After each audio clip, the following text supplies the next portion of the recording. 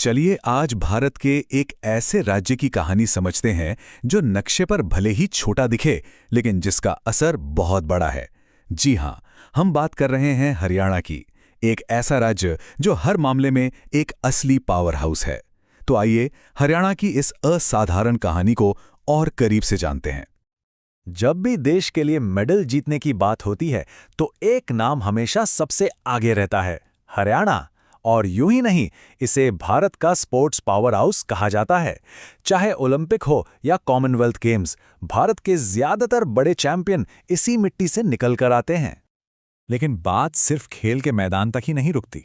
आर्थिक तौर पर भी हरियाणा देश के सबसे अमीर राज्यों में से एक है। और अगर प्रति व्यक्ति आय यानी पर कैपिटा इनकम की बात करें तो ये हमेशा टॉप 3 में अपनी जगह बनाए रखता है। तो सवाल यही उठता है कि आखिर ये छोटा सा राज्य इतना बड़ा कैसे बन गया। एक ऐसा राज्य जिसका क्षेत्रफल बहुत ज्यादा नहीं, वो देश के मंच पर इतना प्रभावशाली कैसे है।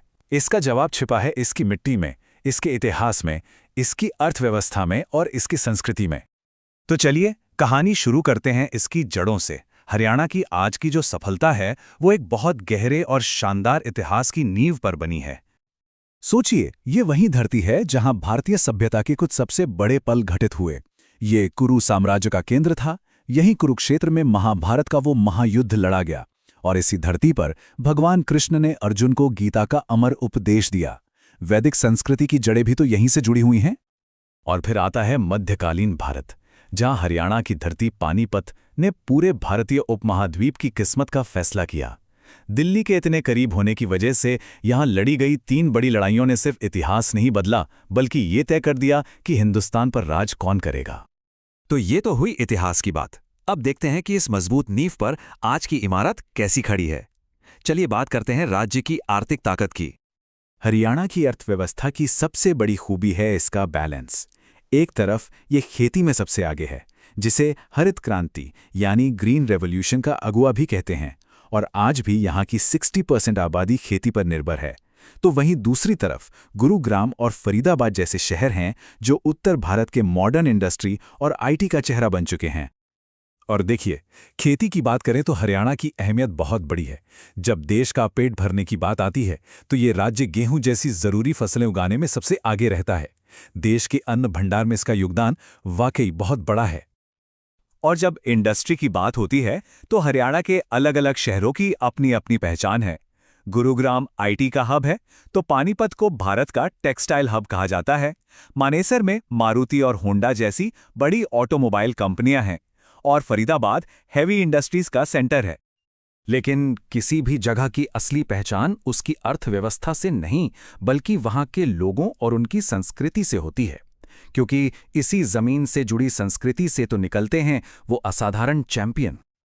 अच्छा, अब एक बहुत ही मजेदार बात, यह है मुर्रा भैंस। इसे दुनिया की सबसे बेहतरीन नस्ल माना जाता है और यह हरियाणा के डेयरी उद्योग और गांवों की समृद्धि की एक बड़ी शान है, एक प्रतीक है। दूध उत्पादन में इसका कोई मुकाबला नहीं। यहाँ की संस्कृति में भी एक खास बात है।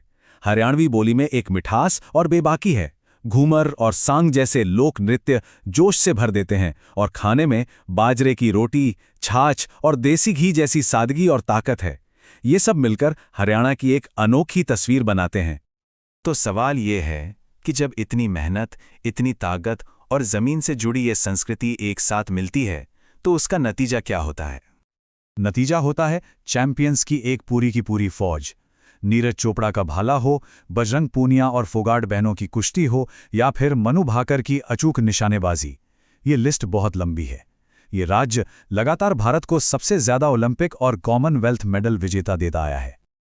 तो अब तक हमने जो भी बातें की उनको अगर एक साथ जोड़कर देखें तो ये समझ आता है कि भारत के नक्शे पर हरियाणा इतना अनोखा और शक्तिशाली क्यों है।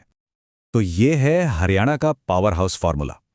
कमाई में सबसे ऊपर, खेलों में देश का सबसे बड़ा योगदान, इंडस्ट्री और खेती दोनों में लीडर, दुनिया की मशहूर मुर्रा भैंस का घर, और हाँ, राष्ट्रीय राजधानी दिल्ली के लिए एक बहुत मजबूत सहारा।